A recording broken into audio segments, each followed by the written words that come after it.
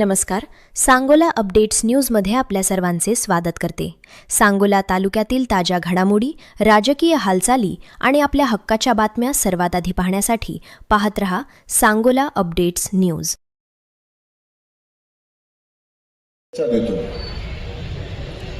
प्रचंड मोठी ही संस्था या ठिकाणी आपण उभी केली.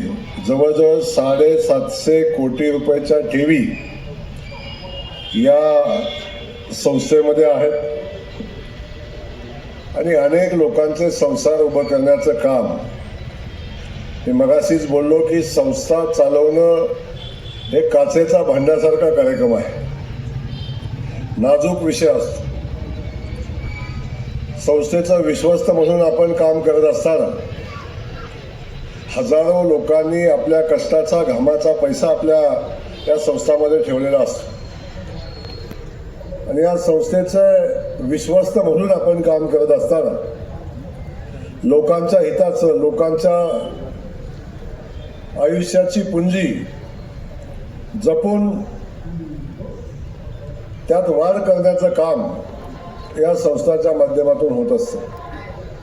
आपण अनेकदा बघितलं, अनेक संस्था किंवा खास करून पतसंस्था या अलीकडच्या कालखंडामध्ये त्याच्यावरचा विश्वास उडाला. अनेक पतसंस्था दिवाळखोरीत निघाल्या.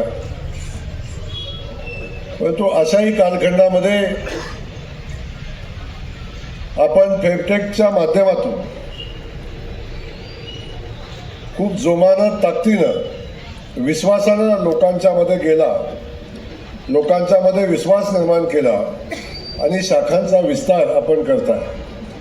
आज बघितलं मी, खूप मोठी शाखा या ठिकाणी होती आणि शाखेसोबतच प्रचंड मोठी लॉकरची व्यवस्था होती.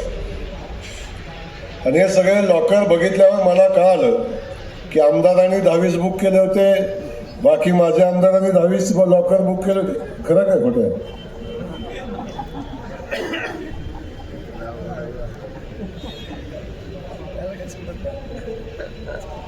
पण गमतीचा विषय सोडला तरी सुद्धा एवढ्या मोठ्या संख्येने लॉकर या ठिकाणी बँक तयार करते. याचा अर्थ या ठिकाणातली लोक ही सक्षम लोक आहेत, कष्टाळू आहेत, मेहनती आहेत आणि आपल्या कष्टाचा पैसा किंवा कष्टाचे ज्या ज्या वस्तू आहेत त्या ठेवण्यासाठी एक चांगली व्यवस्था या ठिकाणी बँकेनं उभी केलेली आहे. म्हणून सांगोला शहराचा विकास वेगानं होतोय, सांगोला तालुक्याचा विकास वेगानं होतोय. खास करून मी अलीकडच्या कालखंडामध्ये बघतो, या सांगोला शहरामधल्या जमिनीचे भाव बघितल्यानंतर या शहराची समृद्धी आपल्या लक्षात येते. त्यामुळे अशा भागामध्ये काम करत असताना दुष्काळी भागातला माणूस असला तर विश्वासाने काम करतो, आपल्या आयुष्यात मिळवलेली पुंजी जपतो आणि जपून या भागामध्ये इन्व्हेस्टमेंट करण्याचं काम ही सगळी लोक करतात. तर आपण बघतो अनेक तालुक्यांचा इतिहास, सातबाराच्या जमिनीवर सातबारा असतो, सातबाऱ्यावरचा बँकेचा कॉलम असतो, तर ह्याला जागाच पुरत नाही. तर तो खऱ्या अर्थानं दुष्काळी भागातली माणसं स्वाभिमानी असतात. मार्च एंड आला की या लोकांना एकदा कधी वाटतं की माझं कर्ज कधी भरेन, अगदी काय नाही झालं तर नवजुनं कसं करेन, या पद्धतीची भूमिका घेणारी या भागातली लोक,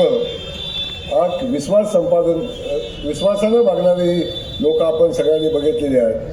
म्हणून बाळासाहेब आज एका दिवशी 2-2, 3-3 बँकाचा शुभारंभ होतो तेव्हा मला कळतं की खऱ्या अर्थानं बाळासाहेबांसारख्या कार्यकर्त्याकडे किती पैसा असेल याचा अंदाज मी मगाचपासून बांधत होतो की हे एवढे पैसे कुठून येतात. तिकडं 320 कोटी, इकडं 750 कोटी, तिकडं 250, तिकडं 500, एवढे पैसे कुठून येतात दीपक आबा, याचा विचार सातत्याने मी करत असतो.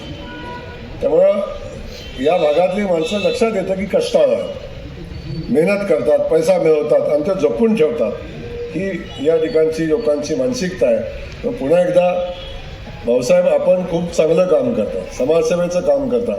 या कुटुंबानं पुण्यामध्ये असेल, अनेक शहरामध्ये स्वतःचा व्यवसाय उभा केला, विश्वास संपादन केला आणि व्यवसायात यशस्वी झाले, उद्योजक म्हणून यशस्वी झाले आणि या सहकाराच्या संस्थांमध्ये सुद्धा आपण यशस्वी झालात, लोकांचा विश्वास संपादन केला. आबांच्या सोबत आपण उभे आहेत, आयुष्य आपण विश्वासानं घालवलं आणि शेवटपर्यंत आपण आबासाहेबांच्या सोबत काम केलं आणि त्यांचा विचार किंबहुना त्यांनी जी विश्वासार्हता मिळवली होती त्याच पद्धतीची विश्वासार्हता आपण आपल्या व्यवसाय आणि आपल्या संस्थाच्या माध्यमातून मिळवली. याचं खऱ्या अर्थानं आम्हा सगळ्यांना मनापासून आनंद आहे आणि अभिमान आहे. पुन्हा एकदा आपल्या या संस्थेला मनापासूनच्या या ठिकाणी मनापासूनच्या मी शुभेच्छा देतो आणि शुभेच्छा देत असताना या आपल्या संस्थेचा विस्तार उत्तर वाढत राहावा आणि आपण अशाच पद्धतीनं अनेक लोकांची सेवा करत असताना या बँकेच्या माध्यमातून नवीन उद्योजक आपण तयार करावेत अशा पद्धतीच्या अपेक्षा या निमित्तानं व्यक्त करतो.